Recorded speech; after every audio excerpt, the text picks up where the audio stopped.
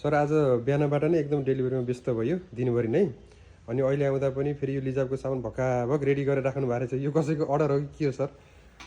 हो त यो खासमा म पनि काठमाडौँ प्राय बसेर आने गर्थेँ। अनि यहाँ हाम्रा एकदम रेगुलर एकदम पोटेन्सियल पार्लरहरू जसँग हाम्रो वर्षौँदेखि राम्रो व्यावसायिक सम्बन्ध छ, उहाँहरूलाई भिजिट गर्न गइरहेको अवस्थामा आज चाहिँ स्याडोज ब्युटी पार्लर बिरौटामा म गएको थिएँ।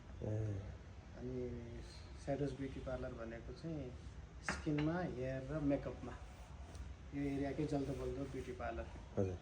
उहाँ लोटसको प्रत्येक वर्षको विदेश टुरमा क्वालिफाई हुने पार्लर हुनुहुन्छ।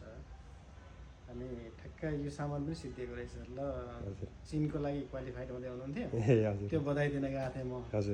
अनि सँगै उहाँले ल सर मलाई त यो हाइड्रा केयरको स्याम्पू र कन्डिसनर चाहिँ ल्याउनु पऱ्यो, जाडोमा त एकदम ग्राहकले मागिरहेछन् भनेर भन्नुभयो। त्यसपछि ल न त भनेर अहिले मैले अघि अर्डर आएको थियो अनि ट्याक्कै छुट्याएर राखेँ। अब सामान डेलिभरी त भोलि गरौँला।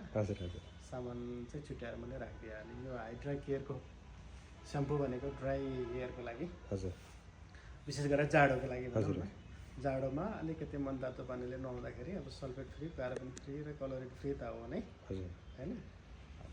त्यो सँगै अब तपाईँले ड्राई कपालको लागि, रिपेयरको लागि पनि यसलाई युज गर्न सक्नुभयो। यो स्याम्पू, यो कन्डिसनर, यी कलरहरू भयो, यो डेभलपर त थाहा छ तपाईँलाई है। हस् हस्।